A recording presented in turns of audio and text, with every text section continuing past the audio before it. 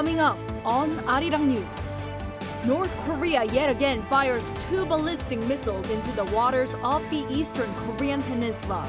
This comes in response to the U.S. nuclear-powered aircraft carrier arriving in South Korea for joint training. South Korea and the United States are strengthening their readiness posture, countering escalating threats from North Korea. Today, the two allies conduct joint drills in waters south of the Korean peninsula, with the U.S. nuclear-powered aircraft carrier taking part. Ukraine's Navy chief warns his forces are aiming to take back Crimea. With support from Western countries, he adds these operations are in process.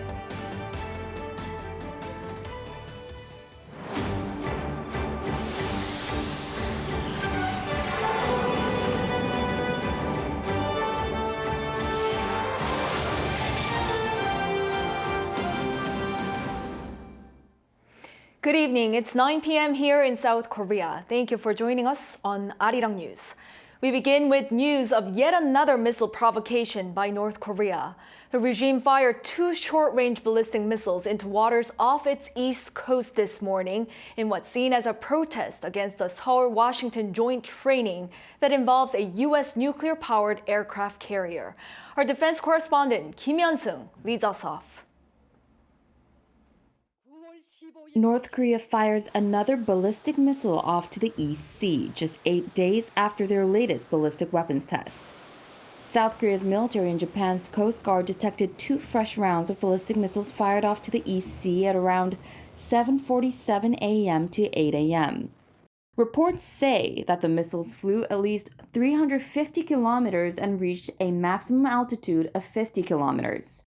South Korea's Joint Chiefs of Staff said that they're keeping an eye out on the situation for more details and keeping guard for any possible extra launches. These latest missile launches follow a series of recent tests by North Korea as tensions remain high on the peninsula. North Korea has been escalating its weapons testing, while the Seoul-Washington allies have been increasing their combined field exercises. In fact, this week, 2 significant events are taking place. The Sangnyong drill, the largest amphibious landing exercise in 5 years, and the arrival of one of the largest American warships, the U.S.-deployed Nimitz-class aircraft carrier in Busan. The U.S. is also set to deploy nuclear-capable strategic assets to the Korean peninsula for some of the upcoming field exercises, a move which has been met with unhappiness from North Korea. Kim Hyun-sung, Arirang News. South Korea and the U.S. ramp up readiness against the regime's arms protests. Today, a U.S. nuclear-powered aircraft carrier staged drills along with South Korean warships ahead of its arrival in Busan. Our senior foreign affairs correspondent, Bae Eun-ji, with the latest. Naval forces from South Korea and the U.S. conducted joint drills in waters south of the Korean peninsula on Monday to counter evolving nuclear and missile threats from North Korea. 6 warships took part, including the U.S. nuclear-powered Nimitz aircraft carrier and South Korea's 7,600-ton destroyer, Sejong the Great. South Korea's Navy said the drills were aimed at strengthening extended deterrence against the North threats, and that the 2 forces were able to improve interoperability through Monday's training. The Nimitz carrier and strike group are scheduled to dock at a South Korean naval base in the southeastern port city of Busan on Tuesday.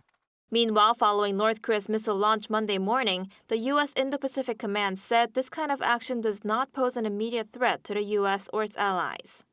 In a statement, it added Washington's commitments to the defense of South Korea remain strong.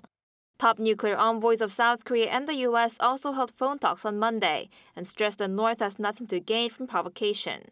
The 2 officials also agreed to maintain strong combined defense readiness and continue efforts to better respond to North Korea's nuclear and missile threats.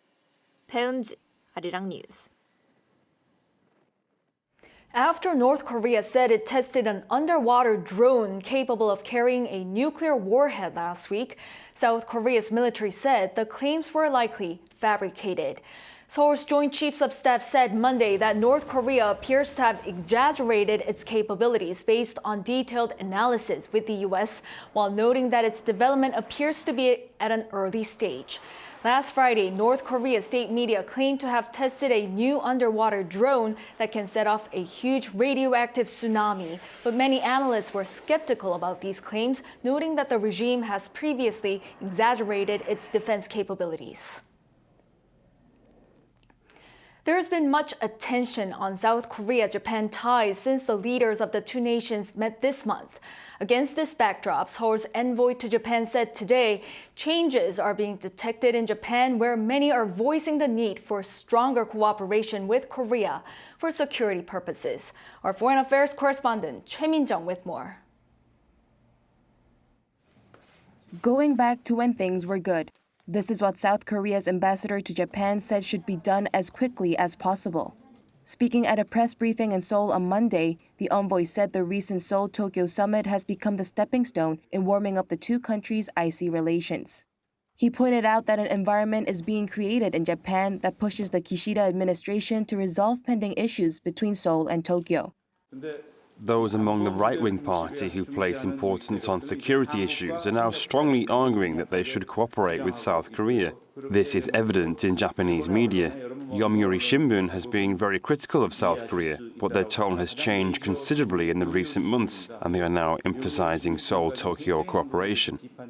Yoon also stressed that although a direct reference to the Kim Obuchi Declaration was missing, the fact that Japan is willing to inherit its essence has restored the bilateral relationship.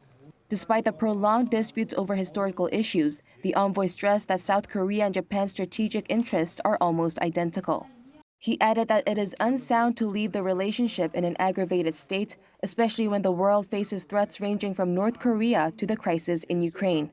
The diplomat said another crucial factor in mending ties is resuming people-to-people exchanges. We made an effort to make visa-free trips possible between South Korea and Japan. In January alone, around 580,000 Koreans visited Japan, and Japan's most visited country was South Korea. Yoon noted the countries are transitioning to a normalized relationship after spending the past 10 years, as he put it, in a diplomatic war. However, he pointed out that much more needs to be done, as not everything has been resolved through the recent summit. Choi Min-jung, Arirang News. Now to the war in Ukraine. Ukraine's Navy chief says the country has set sights on taking back Crimea. The country's defense authorities meanwhile denounced Russia's intention to move nuclear weapons into Belarus, declaring it would render the countries a nuclear hostage. Jung Eun-ju has the latest. Ukraine's Navy chief has admitted the country has now got its sights on taking back Crimea. Speaking to British newspaper The Times on Sunday, Vice Admiral Alexei Nespapa said the country is looking at reclaiming Crimea shore, something that was once unrealistic, he said, but is now very real. He also added that the Ukrainian Navy is now 3 times its pre-war strength and is confident in the force's ability. The peninsula was illegally annexed by Russia in 2014, but some have speculated about whether Ukraine can finally take the territory back. With Moscow's war efforts faltering, Russian President Vladimir Putin said over the weekend that Russia is preparing to station tactical nuclear weapons in Belarus. In remarks published Saturday, Putin said that Russia plans to complete the construction of a special storage facility for tactical nuclear weapons in Belarus by July 1st and begin training crew next week. He added that the move would not violate nuclear non-proliferation agreements and compared it to the U.S. stationing its weapons in Europe. Tactical nuclear weapons are designed for battlefield use and aren't large enough to wipe out entire cities. After Putin's plans were announced, Ukrainian officials called for an emergency meeting of the United Nations Security Council. Ukraine's foreign ministry, in a written statement released Sunday, said moving the weapons to Belarus would undermine nuclear non-proliferation treaties. Alexei Danilov, the head of Ukraine's National Security and Defense Council, called the deal a step towards internal destabilization of Belarus and wrote on Twitter that Russia has made a nuclear hostage out of the country. The European Union's foreign policy chief warned Belarus it could face further sanctions if it hosted Russian nuclear weapons. But when it comes to actual nuclear weapons, Washington says there's no indication that Russia has moved weapons into Belarus just yet. And according to National Security Council spokesman John Kirby on Sunday, there are no signs that Putin is actually planning to use nuclear weapons against Ukraine. I can tell you that we've seen nothing that would indicate Mr. Putin is preparing to use tactical nuclear weapons in any way whatsoever in Ukraine. And I can also tell you that we haven't seen anything that would cause us to change our own strategic nuclear deterrent posture. Meanwhile, Belarusian President Alexander Lukashenko hasn't publicly commented on the announcement. Chung Eun-ju, Arirang News. The prices of eating out rose once again last month, putting more pressure on consumers. While trying not to stimulate inflation, the Korean government plans to free up more resources for sale events and discounts as domestic consumption dwindles. For details, here's our Lee Kyung-in. These days, there's only so much you buy at a restaurant with 10,000 Korean won or roughly $8. In the South Korean capital, Seoul, that's not enough for a portion of the cold noodle dish, naengmyeon or bibimbap, the prices of which rose once again last month after already exceeded 10,000 won in January. The prices of groceries like ice cream, snacks, and bottled water, as well as deliveries, have all soared. This comes as the restaurant price index in February, according to Statistics Korea released on Sunday, surged by 7.5% on year. It's a much moderate figure compared to the 30-year high of 9% recorded last September. Despite remaining higher compared to last year, the index since then has been declining monthly thanks to tiny monetary policies to tame inflation. But the February figure raises concerns over price pressures once again as it is unchanged from January, ending the recent slowdown trend. And that's not just a problem for consumers as slumping domestic consumption deals a blow to local businesses and the domestic economy as a whole.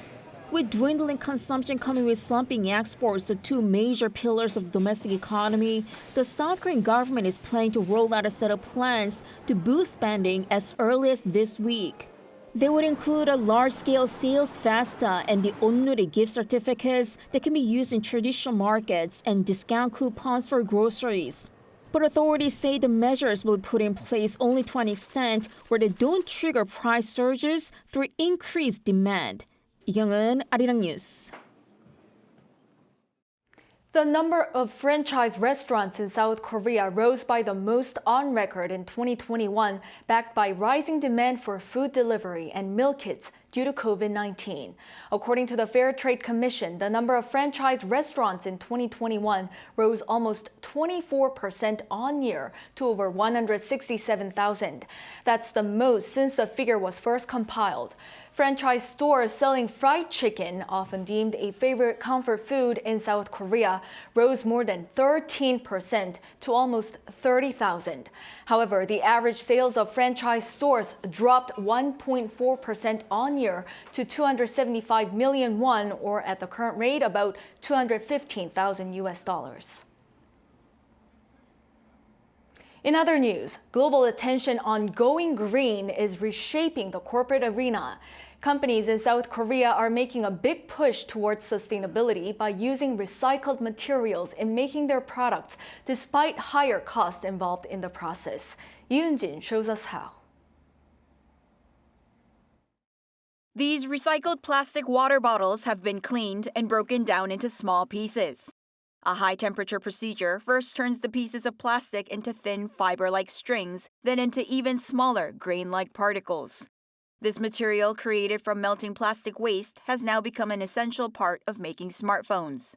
Samsung Electronics has been increasing its use of recycled materials, like fishing nets and plastic bottles, for parts in their phone manufacturing process. For their latest smartphone, the Galaxy S23 Ultra model, up to 12 parts were made from recycling such plastic waste. Samsung Electronics say their goal is to make 100% of their plastic parts from recycled materials by the year 2050. Developing power saving for our products and maximizing resource recycling in the production process, our goal is to use innovative technology to achieve carbon neutrality by 2050. Other large companies are also making efforts towards actively utilizing recycled materials. LG Electronics offers a recycling program where they take back unwanted home appliances. This program makes it easier for LG-branded appliance owners to discard large electronic appliances while allowing the company to extract and recycle reusable materials like plastic, copper, gold, and silver. The amount of recycled plastic Hyundai Motor Group uses in manufacturing its Kia EV6, the eco-friendly electric model, comes to roughly 75 500-milliliter plastic bottles. In the production industry, tens of thousands of tons of recycled plastic are used in new products every year. As more companies look at sustainable management, the number of products using recycled material is increasing. But the problem is cost. This has brought up concerns over the high costs involved in the recycling process, eventually leading to higher product prices. These companies have said, though, that moving towards environmental protection and sustainable management is indeed the way forward, and that efforts will be made so that these costs are not passed on to consumers. 이은진, Arirang News. South Korean crypto fugitive Kwon Do-hyung, known as Do Kwon, is looking to appeal a Montenegrin court's decision to extend his detention by up to 30 days following his arrest earlier. Shin Ha-young tells us more. Following the arrest of Terraform Labs co-founder Do Kwon in Montenegro last Thursday for allegedly traveling with falsified documents, the Montenegrin prosecutor's office made an application to the court to extend Kwon's detention before the 72-hour detention period expired. The court ordered that Kwon can be detained for up to a further 30 days. Local media sources say the extension was granted as the court considered Kwon a flight risk due to him being a foreign national whose identity could not clearly be confirmed. In response to the order, Kwon's lawyer filed an appeal against the decision, claiming that he had been deprived of the right to defend himself as current interpretation had not been provided. Do Kwon is now expected to first face trial in Montenegro rather than in South Korea or the United States, where he is wanted for fraud related to the multi-billion-dollar collapse of two digital currencies last year. And with his detention extended, as well as his appeal, it's even less clear whether Kwon will be extradited to South Korea to face charges. Meanwhile, after Kwon was charged with fraud by U.S. prosecutors, foreign media outlets put Kwon and the crash of the Terra stablecoin and its sister coin Luna in 2022 under the spotlight. AFP described Kwon as a disgraced fugitive, reporting that experts has long pointed out Kwon's model was fundamentally flawed, with some outright calling it a Ponzi scheme. The Washington Post also covered Kwon's story with an analysis of how he became a fugitive. Shin Ha-young, Arirang News. Meanwhile, South Korean prosecutors have applied for a warrant to arrest Terraform Labs co-founder Shin Hyun-sung, also known as Daniel Shin, on suspicion of gaining illegal profit ahead of the multi-billion-dollar collapse of the Terra Luna cryptocurrency. The prosecution sought an arrest warrant for him 4 months ago, but was denied by a Seoul court. Swimming sensation Hwang Sun-woo has been selected to compete for South Korea in this year's Asian Games and the World Championships. He earned his spot to represent South Korea in these two events after he finished first in the men's 100-meter freestyle with a time of 48.21 seconds. The race was held on Monday in Gyeongsangbuk-do province. At last year's World Championship in Budapest, Hwang won silver in the 200-meter freestyle, becoming the first South Korean swimmer to reach the podium in the event since Park Tae-hwan in 2011. In 2021, he also set the new Asian record in the 100-meter freestyle at the Tokyo Olympics. Meanwhile, this past weekend here in capital Seoul, thousands of people in their white Taekwondo attire came together to mark the sport's anniversary and to set a fresh world record. Our Lee Soo-jin was there. Over 12,000 people have gathered together to celebrate a monumental day. They've all donned their white toboks, or Taekwondo uniforms, to mark the 5th anniversary of the sport being officially designated as a national sport of South Korea. Saturday's event was hosted by gov't, also known as the World Taekwondo headquarters. Taekwondo is not just a sport, it sports diplomacy and it adds tremendous value to the industry, culture and tourism. I hope that this Taekwondo event will unite people and open a world of peace. The legislation to designate Taekwondo as a national sport in the nation was passed with an overwhelming majority at the National Assembly in 2018. Taekwondo is the only domestic sport to be awarded this designation by law. To commemorate the 5th anniversary, masses of people came together to break the previous Guinness World Records title for the largest Taekwondo display. That display included a little over 8,000 participants, but a whopping 12,263 people partook in Saturday's event. So I wanted this to be like the final exciting thing that I did in Korea. Getting to see everybody participate and come together as one to do the event, it's really cool. And the participants demonstrated Taeguk Il장, the first and the most basic of the 8 Taeguk moves, to show that the world can become one through Taekwondo. The Pumse, or form of Taeguk Il장, can also be easily mastered by beginners as it requires only a small exertion of force. The renowned Kukkiwon demonstration team wowed the crowd with their celebratory performance consisting of athletes twisting in the air and mind-boggling large-scale kicks. He threw one of the people up and he kicked the board when it was really high up. That's something it's insane, it's crazy. Attendees and participants alike were able to witness firsthand how people from various different backgrounds and places can be brought together to embody the event's theme of being united as one under Taekwondo, South Korea's national sport. 이수진, Arirang News. Today, the National Assembly, together with the Sun-woo Foundation, launched a campaign to promote a respect for all ethnic groups in South Korea. The Parliament's Committee Promoting Kind Online Comments and the founder of the Sun-woo Foundation, Dr. Min Byung-chul, led the campaign to minimize discrimination against multicultural families and all ethnic groups. They called for active participation from the public in defining issues that foreigners face in Korea and searched for ways to people to better understand and respect the multicultural societies. Present at the launch were foreign ambassadors and the heads of the National Assembly's Foreign Affairs and Cultural Committees, among others. K-pop boy group Tomorrow by Together, also known as TXT, has successfully kicked off their second world tour. The boys began their Act Sweet Mirage tour in Seoul over the weekend with a 2-day residency at the KSPO Dome. All seats were sold out and fans from over 100 countries watched the show online. The 5-member group will perform next in Singapore, Taiwan, and Japan before heading to their tour's final destination, the United States. They'll perform in a total of 13 cities until May.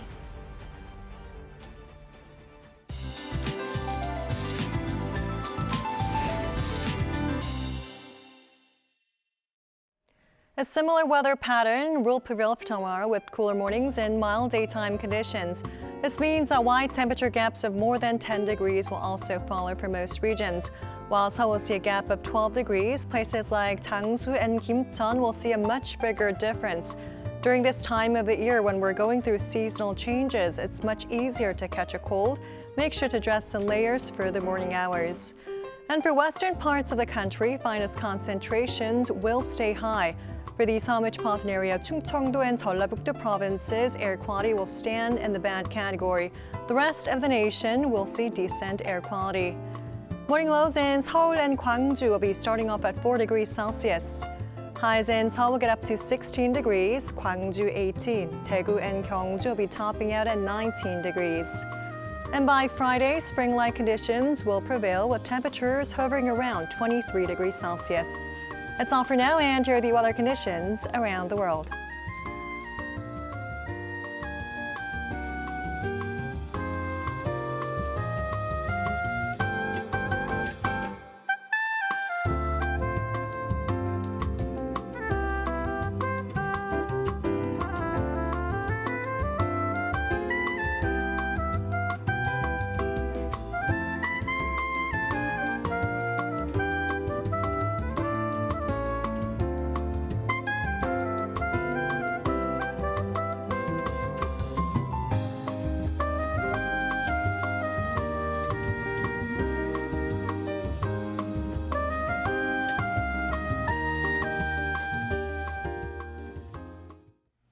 That is all for tonight's newscast. Thank you for watching. Hope everyone has a great start of the week. Good night.